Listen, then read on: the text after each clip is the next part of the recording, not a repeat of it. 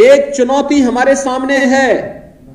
और उस चुनौती को दूर करने के लिए मैं आज राजस्व परिषद से कहूंगा कि हमें प्राथमिकता के आधार पर लैंड रिकॉर्ड को डिजिटाइज करने के साथ ही इस बात को भी हम सुनिश्चित करें कि अब 6 साल के खतौनी के इंतजार को समाप्त करते हुए हम इस बात को सुनिश्चित करें कि जब किसी व्यक्ति के द्वारा कोई जमीन बेची जा रही है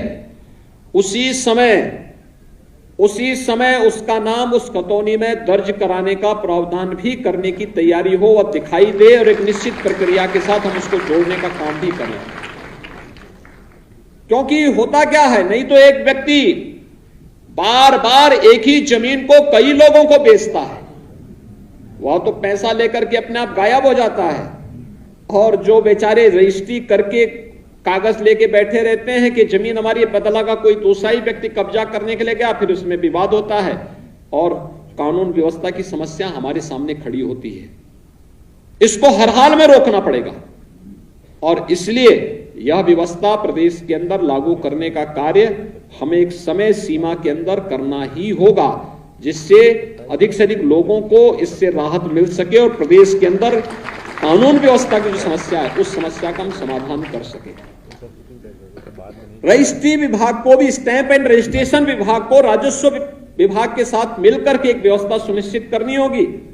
कि किसी जमीन की रजिस्ट्री करने के पहले हम इस बात की सच्चाई जाने कि जमीन इसके नाम पे है या नहीं है। खतौनी में हम उसको देखें, अगर है तो रजिस्ट्री करें, नहीं है तो फिर अगर वह व्यक्ति गलत कर रहा है तो पुलिस को बुला करके उसको थोड़ा पुलिस के हाथों भी कर देना चाहिए, जिससे पुलिस उसकी कायदे से उसको कुछ और उखाड़ दे सके। यह व्यवस्था हमें उसके साथ जोड़नी होगी। मैं मानता हूं आधे से अधिक समस्या का समाधान इससे अपने आप हो जाएगा और विवाद का समाधान हो जाएगा। हम लोग कहीं जाते हैं, जनता दर्शन के कार्यक्रम में देखते हैं, आधे से अधिक समस्या राजस्व से जुड़ी हुई और पुलिस से जुड़ी हुई होती है और वह भी इन छोटी छोटी समस्याओं को लेकर के। जहां पे एक व्यक्ति की नियत खराब हुई, वह किसी के साथ भी धोखा करने के लिए उतावला होता हुआ दिखाई देता है और इस धोखेधड़ी से हमें मुक्त करना पड़ेगा प्रत्येक व्यक्ति को, और अन्यथा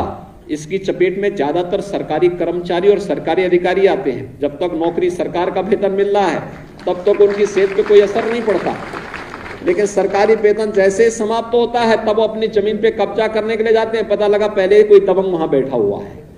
और फिर उसके बाद वह फिर कार्यालयों का चक्कर, जो इतना चक्कर उन्होंने लगवाए उतने चक्कर उनको भी लगाने पड़ते हैं। इसलिए अभी से व्यवस्था कर लें कि आपके रिटायरमेंट होने के पहले हम पहले गरीब को न्याय दे देंगे तो आपको भी न्याय अपने आप मिल जाएगा। उस बात की व्यवस्था हम सुनिश्चित करेंगे। दूसरा, वरासत से जुड़े हुई समस्याओं का समाधान भी एक निश्चित समय सीमा के अंदर ऑटो मोड पर होता हुआ दिखाई देना चाहिए। इसके लिए हमें या किसी व्यक्ति को बार बार कानून को तहसीलदार, नायब तहसीलदार, तहसीलदार या फिर तहसीलों के चक्कर लगाने की नौबत नहीं आनी चाहिए।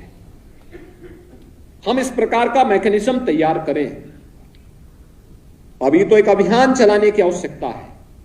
वरासत के जितने मामले लंबित हैं पूरा रिकॉर्ड मांगे, जवाबदेही तय करें और एक समय सीमा के अंदर हर तहसील को हम इस बात को जोड़ें कि इसको हमें 0 तक लेके जाना है और जिससे लोगों को अधिकाधिक सुविधा हो सके।